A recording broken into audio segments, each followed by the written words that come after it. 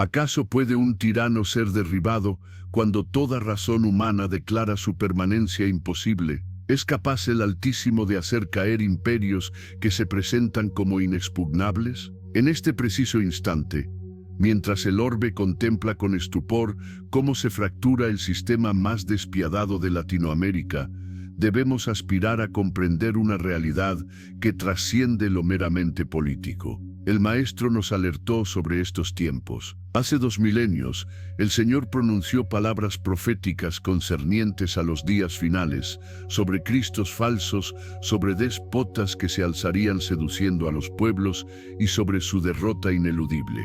Venezuela no representa solamente una crisis geopolítica, es un terreno de confrontación espiritual donde se materializan las advertencias exactas que Cristo expresó en Mateo 24, el colapso, que atestiguamos no es un accidente del devenir histórico, sino el cumplimiento de una profecía. Y los sucesos de Caracas en este día conllevan implicaciones eternas para todo creyente que vive en esta era peligrosa. Permítanme sentar un fundamento teológico esencial, a menudo pasado por alto. Jesús no se refirió a los últimos días como un observador distante, sino como el Rey soberano que conoce el final desde el principio. Al leer Mateo 24 y 5, hallamos sus primeras palabras proféticas.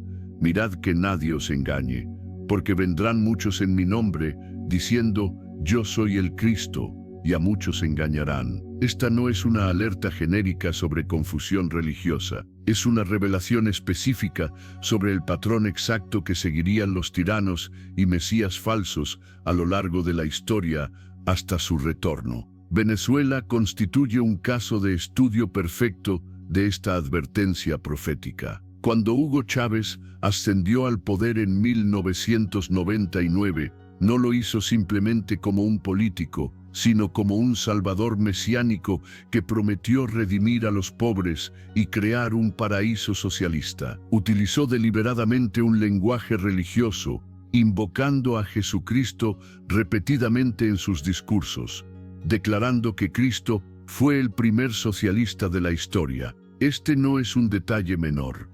Es precisamente el engaño del cual Jesús advirtió. Chávez vino en el nombre de Cristo prometiendo salvación política, y millones fueron engañados. Nicolás Maduro, su sucesor, continuó este patrón con mayor descaro. En múltiples ocasiones se ha presentado como protegido por Jesucristo, llegando a afirmar que Cristo se le apareció en forma de pajarillo para darle su bendición. Ha declarado públicamente, Jesucristo está conmigo y yo estoy con Jesucristo. Esta blasfemia calculada cumple al pie de la letra la profecía de Cristo sobre falsos cristos que engañan, si fuera posible, aún a los escogidos. Pero debemos profundizar en la naturaleza de este engaño. Pablo escribe en 2 Tesalonicenses 2 y 9:10 que la venida del inicuo es por obra de Satanás, con gran poder, señales y prodigios mentirosos, y con todo engaño de iniquidad para los que se pierden, por cuanto no recibieron el amor de la verdad para ser salvos. Los dictadores que se presentan como salvadores mesiánicos no operan en un vacío espiritual, actúan bajo una inspiración satánica específica.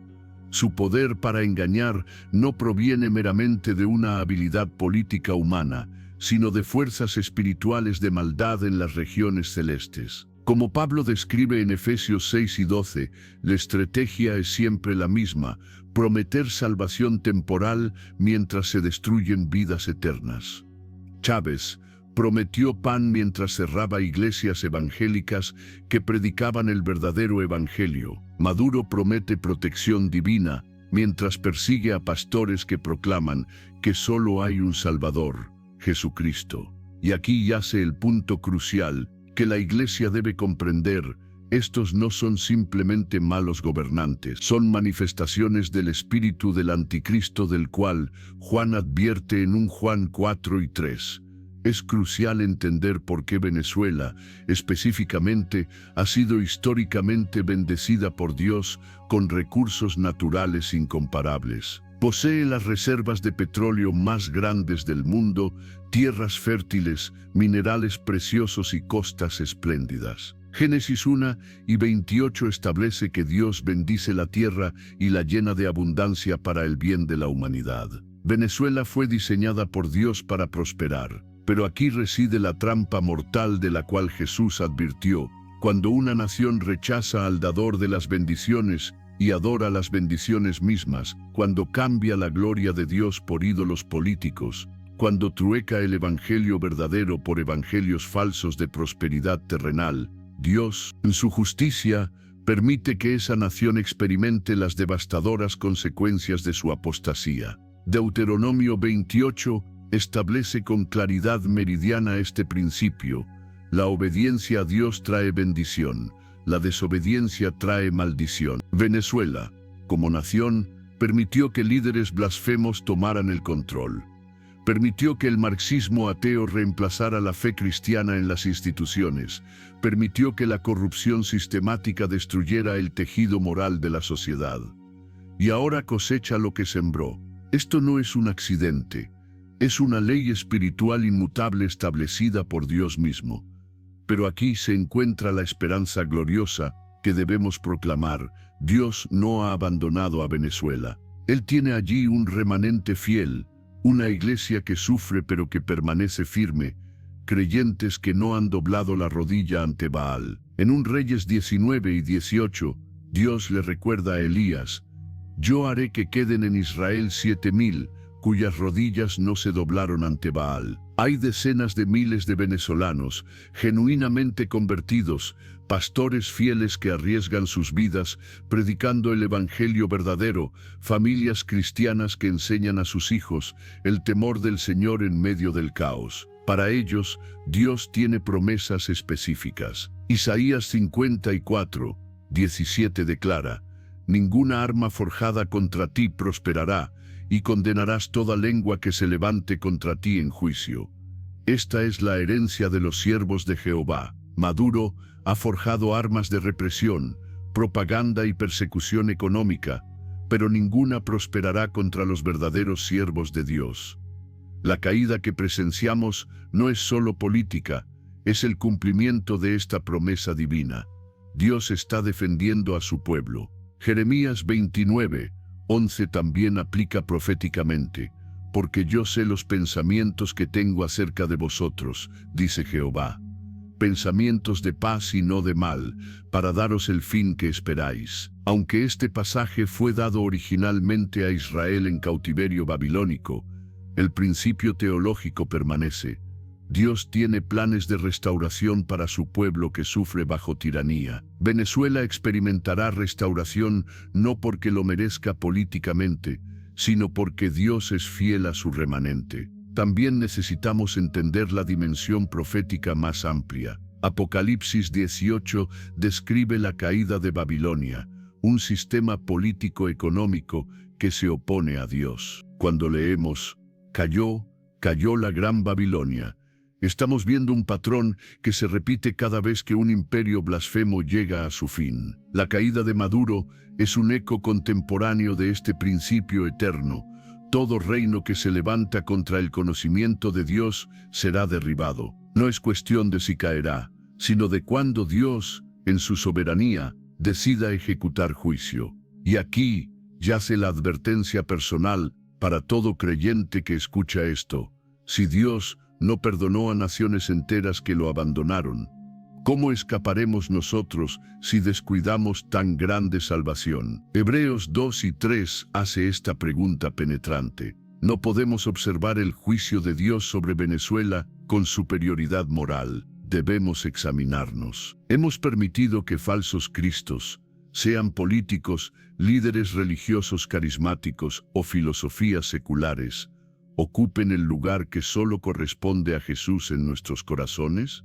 ¿Estamos cayendo en la misma trampa, solo con diferente envoltorio cultural? La trampa mortal de la cual Jesús advirtió no es solo para naciones lejanas, es para ti, para mí, para cada persona que vive en estos últimos días. La pregunta no es si vendrán engañadores. Jesús dijo que vendrán. La pregunta es: ¿Estaremos tan arraigados en la verdad de la palabra que ningún engaño nos moverá? Esta es la batalla de nuestros tiempos. Ahora debemos examinar con mayor profundidad la naturaleza exacta de la advertencia de Jesús y cómo se manifiesta en nuestro contexto actual. Cuando Cristo dijo en Mateo 24:11, «Y muchos falsos profetas se levantarán y engañarán a muchos», estaba estableciendo un patrón de identificación que permanece absolutamente relevante hoy. Los falsos profetas no vienen con carteles anunciando su falsedad. Vienen con credenciales impresionantes, promesas atractivas y resultados aparentes que parecen validar su mensaje. Hugo Chávez llegó al poder con credenciales revolucionarias, prometiendo justicia social y redistribución de riqueza. Sus primeros años mostraron resultados aparentes: programas sociales, clínicas médicas gratuitas, subsidios alimentarios. Millones lo vieron como profeta de una nueva era. Pero Jesús nos enseñó a discernir no por las apariencias iniciales, sino por los frutos a largo plazo. Mateo 7:16 es claro: por sus frutos los conoceréis. ¿Cuáles han sido los frutos de este profeta político? Venezuela pasó de ser una de las naciones más prósperas de América Latina a un estado fallido donde la gente literalmente muere de hambre en las calles. Este es el fruto inevitable de seguir a falsos profetas. Pero necesitamos profundizar teológicamente. ¿Por qué las masas son tan susceptibles a estos engañadores? Pablo nos da la respuesta devastadora en 2 Timoteo 4:3. 4. Porque vendrá tiempo cuando no sufrirán la sana doctrina, sino que teniendo comezón de oír, se amontonarán maestros conforme a sus propias concupiscencias, y apartarán de la verdad el oído y se volverán a las fábulas. La razón por la que millones de venezolanos siguieron a Chávez no fue principalmente ignorancia política, sino hambre espiritual mal dirigida. Querían un Salvador, pero rechazaron al Salvador verdadero. Querían redención, pero la buscaron en programas sociales en lugar de en la cruz de Cristo. Esta es la trampa mortal, en su forma más insidiosa: sustituir el evangelio eterno por evangelios temporales. El chavismo no fue meramente una ideología política, fue un evangelio falso que prometía salvación a través de la redistribución económica, liberación a través de la revolución socialista y redención a través de la acción política colectiva. Ofrecía todo lo que el alma humana anhela: justicia, dignidad, propósito, comunidad, pero sin Cristo, sin arrepentimiento, sin regeneración espiritual. Y cuando cualquier sistema ofrece salvación sin el Salvador, no importa cuán noble suene, es antievangélico en su esencia misma. Gálatas 1:8-9 no podría ser más contundente. Mas si aún nosotros, o un ángel del cielo, os anunciare otro evangelio diferente del que os hemos anunciado, sea anatema. Como antes hemos dicho, también ahora lo repito: si alguno os predica diferente evangelio del que habéis recibido, sea anatema. Pablo usa la palabra más fuerte disponible en griego: anatema, maldición divina, porque entendía que no hay crimen espiritual mayor que distorsionar el evangelio. Chávez y Maduro no solo gobernaron mal, predicaron otro evangelio, uno de salvación política, y por tanto cayeron bajo esta maldición apostólica. Necesitamos también reconocer la dimensión demoníaca de este engaño. Cuando un líder político se presenta deliberadamente como ungido por Cristo, cuando manipula lenguaje religioso para consolidar poder, cuando usa la fe del pueblo como herramienta de control, no está operando simplemente en sabiduría humana corrupta, está siendo usado por principados y potestades. Efesios 6:12 nos recuerda: porque no tenemos lucha contra sangre y carne, sino contra principados, contra potestades, contra los gobernadores de las tinieblas de este siglo, contra huestes espirituales de maldad en las regiones celestes. Maduro no es simplemente un dictador incompetente, es un instrumento, quizás inconsciente, o instrumento al fin de fuerzas espirituales que buscan destruir la obra de Dios en Venezuela. Cada iglesia cerrada, cada pastor encarcelado, cada familia cristiana forzada al exilio, cada niño que muere de desnutrición mientras el régimen se enriquece, es evidencia de guerra espiritual de alto nivel. Y el hecho de que este hombre tenga la audacia de invocar el nombre de Jesucristo mientras perpetra estas atrocidades, revela el nivel de ceguera espiritual que solo puede venir del padre de mentira mismo. Jesús dijo en Juan 8:44, alando a líderes religiosos corruptos de su tiempo: «Vosotros sois de vuestro padre el diablo, y los deseos de vuestro padre queréis hacer. Él ha sido homicida desde el principio, y no ha permanecido en la verdad, porque no hay verdad en él. Cuando habla mentira, de suyo habla, porque es mentiroso, y padre de mentira». Esta descripción aplica perfectamente a un régimen construido enteramente sobre mentiras, mentiras económicas sobre prosperidad inexistente, mentiras políticas sobre democracia fantasma, mentiras espirituales sobre bendición divina falsa. Un régimen que ha causado la muerte de decenas de miles por desnutrición, falta de medicinas, violencia estatal, homicida desde su principio, como su padre espiritual. Pero aquí es donde la profecía de Cristo se vuelve esperanzadora. Jesús no solo advirtió sobre el engaño, también prometió liberación.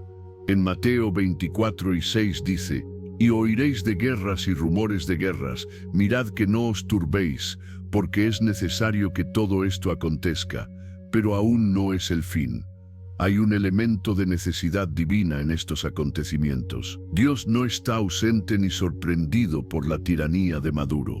En su soberanía insondable ha permitido este sufrimiento por razones que sobrepasan nuestra comprensión completa, pero que incluyen purificación de su iglesia, despertar espiritual de las naciones y demostración de su poder cuando ejecuta juicio. Romanos 8:28 permanece verdadero incluso en Venezuela, y sabemos que a los que aman a Dios, todas las cosas les ayudan a bien, esto es, a los que conforme a su propósito son llamados. Cada cristiano venezolano que ha permanecido fiel en medio del hambre, cada pastor que ha continuado predicando bajo amenaza de arresto, cada familia que ha enseñado a sus hijos a confiar en Dios cuando todo parecía perdido. Todos estos están experimentando la obra refinadora de Dios. Su fe no es teórica, ha sido probada en el fuego de la persecución real. Y cuando Dios restaure a Venezuela, y lo hará, porque ha prometido vindicar a su pueblo, esta generación de creyentes será la columna vertebral espiritual de la nación restaurada. Ahora bien, debemos abordar directamente la promesa específica de Dios para Venezuela. Hay quienes dirán: esas son solo palabras bonitas, esperanza vacía. Pero la Escritura no permite tal cinismo. Cuando Dios hace una promesa, la cumple. Isaías 46:10 de noviembre declara: «Yo anuncio lo por venir desde el principio, y desde la antigüedad lo que aún no era hecho. Que digo, mi consejo permanecerá, y haré todo lo que quiero. Lo he pensado, y también lo haré». Si Dios ha prometido restauración para su pueblo en Venezuela, y lo ha hecho a través de profecías específicas dadas a siervos fieles allí, entonces esa restauración vendrá tan ciertamente como el amanecer sigue a la noche. La promesa no es prosperidad sin santidad, ni bendición sin arrepentimiento. Es restauración condicional basada en vuelta genuina a Dios. 2 Crónicas 7:14 establece el patrón: «Si se humillare mi pueblo, sobre el cual mi nombre es invocado, y oraren y buscaren mi rostro, y se convirtieren de sus malos caminos, entonces yo oiré desde los cielos, y perdonaré sus pecados, y sanaré su tierra». Este versículo no es solo para el Israel antiguo, es principio divino para cualquier nación en cualquier época. Venezuela será sanada cuando el pueblo de Dios allí se humille genuinamente, ore con desesperación santa, busque el rostro de Dios por encima de soluciones políticas y se convierta de toda forma de sincretismo, materialismo y compromiso espiritual. Y aquí está la realidad gloriosa.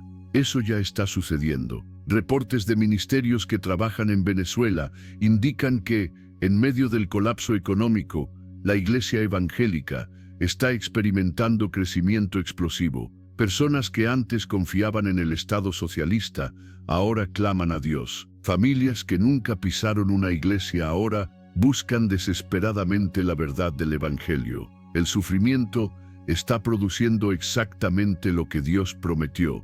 Un pueblo humillado que finalmente reconoce su necesidad absoluta de un Salvador. Jeremías 29, 13, 14 cobra vida.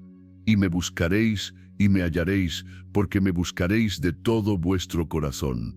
Y seré hallado por vosotros, dice Jehová, y haré volver vuestra cautividad. Venezuela está en cautividad espiritual, económica y política, pero Dios promete ser hallado por quienes lo buscan de todo corazón y promete hacer volver su cautividad. La caída de Maduro que estamos presenciando no es el principio del fin, es el fin del principio. Es Dios comenzando a cumplir su promesa de liberación. Necesitamos también entender que la bendición prometida para Venezuela no es solo para beneficio venezolano. Dios tiene propósitos misioneros para esa nación. Venezuela, estratégicamente ubicada con riquezas naturales abundantes, una vez restaurada bajo liderazgo piadoso, puede convertirse en faro de evangelización para toda América Latina. Puede ser ejemplo viviente de que Dios restaura naciones que se vuelven a Él. Puede enviar misioneros, recursos y esperanza a otros países que sufren bajo tiranías similares. La promesa de Dios para Venezuela tiene dimensiones que sobrepasan las fronteras nacionales. Es promesa con propósito eterno y alcance continental. Pero mientras celebramos estas verdades, no podemos ignorar las advertencias que también vienen. La caída de un dictador no garantiza automáticamente restauración espiritual. Puede simplemente dar paso a otro engañador con diferente máscara. Por eso Jesús advirtió en Mateo 24 y 24, porque se levantarán falsos cristos y falsos profetas, y harán grandes señales y prodigios, de tal manera que engañarán, si fuere posible, aún a los escogidos. Después de Maduro vendrán otros que prometerán salvación. La tentación será creer que un nuevo líder político, un nuevo sistema económico, una nueva constitución traerá el cambio necesario. Pero la Iglesia en Venezuela debe mantenerse firme en esta verdad. Solo Cristo salva, solo el Evangelio transforma, solo la palabra de Dios permanece para siempre. Llegamos ahora a una dimensión crucial que muchos cristianos no logran comprender: la conexión directa entre apostasía espiritual y colapso nacional. No es coincidencia que Venezuela cayera en tiranía precisamente cuando abandonó sus fundamentos cristianos. Hay una ley espiritual inmutable operando aquí, establecida por Dios mismo en su palabra, y necesitamos entenderla con claridad cristalina si queremos discernir lo que realmente está sucediendo en nuestro mundo. Proverbios 14 y 34 lo dice sin ambigüedad.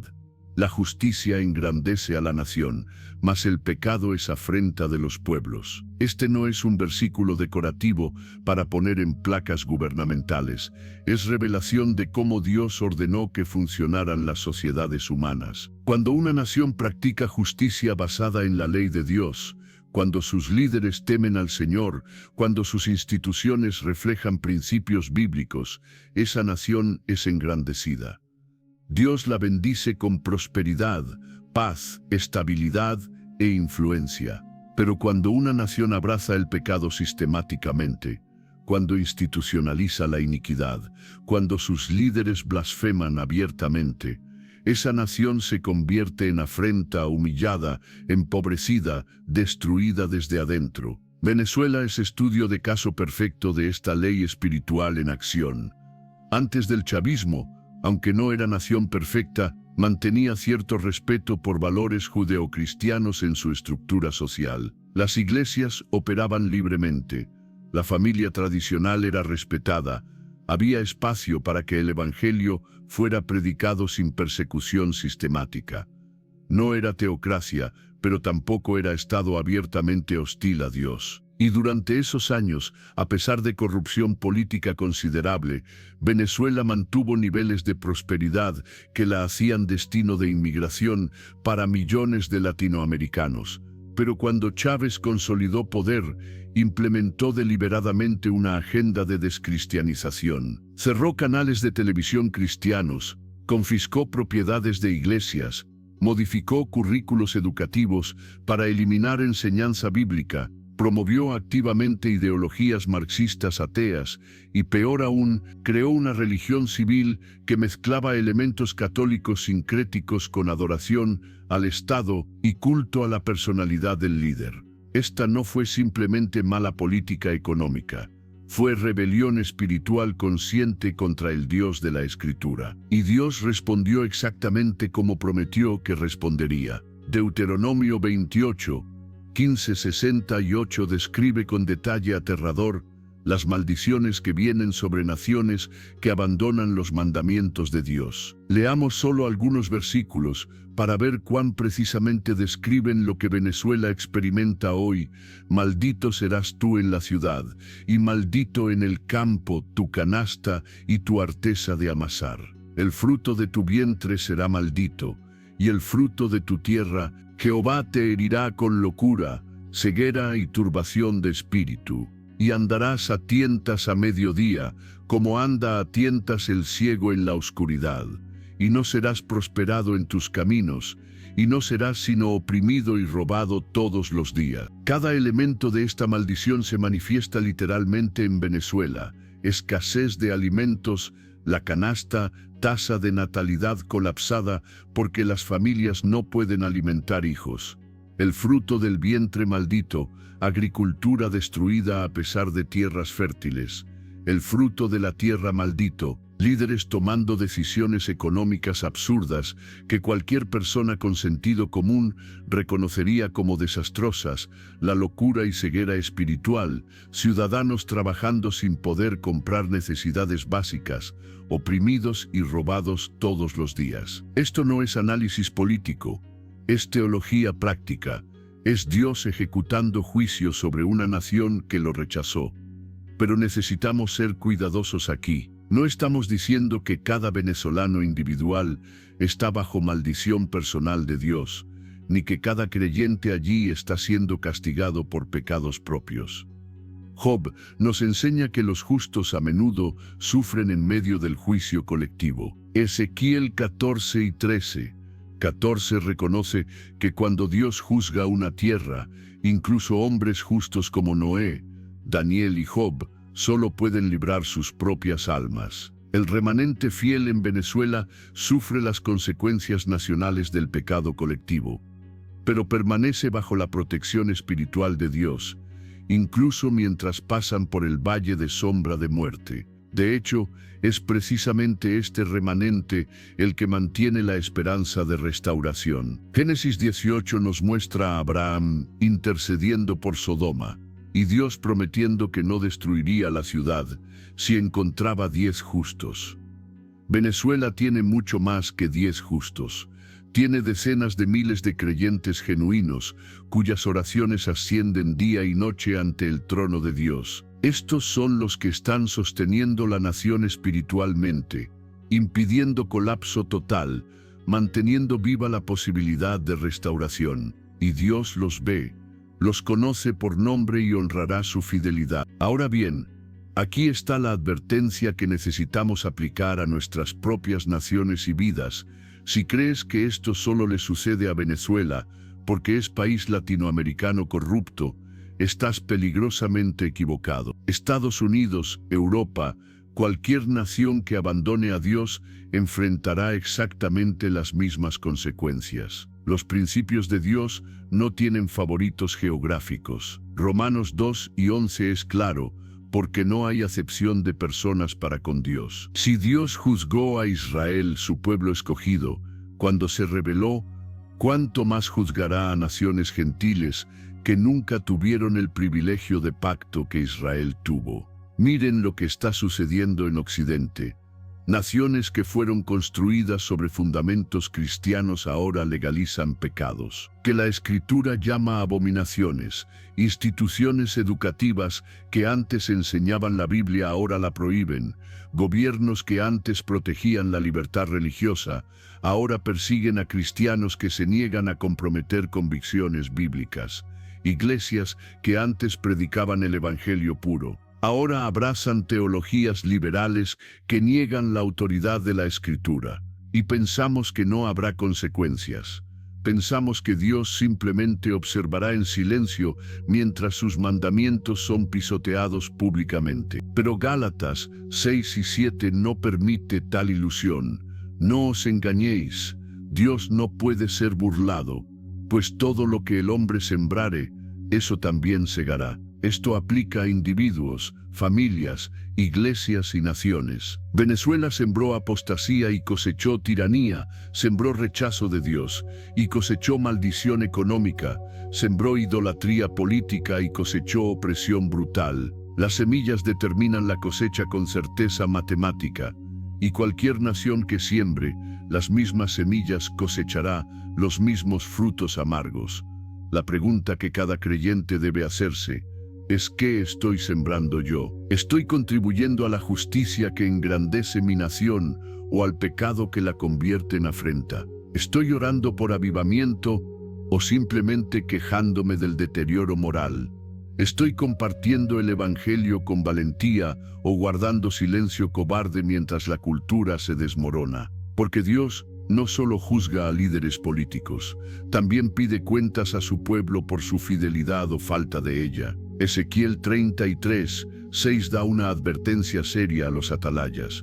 Pero si el atalaya viere venir la espada y no tocare la trompeta, y el pueblo no se apercibiere, y viniendo la espada hiriere de él a alguno, este fue tomado por causa de su pecado.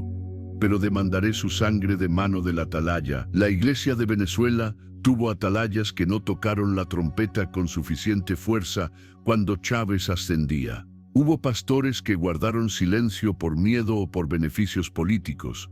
Hubo creyentes que votaron por un hombre que abiertamente blasfemaba contra Cristo porque prometió subsidios económicos. Y ahora todos, fieles e infieles, sufren las consecuencias. No cometamos el mismo error. Cuando vemos líderes que se oponen a Dios, debemos hablar. Cuando vemos políticas que contradicen la Escritura, debemos resistir.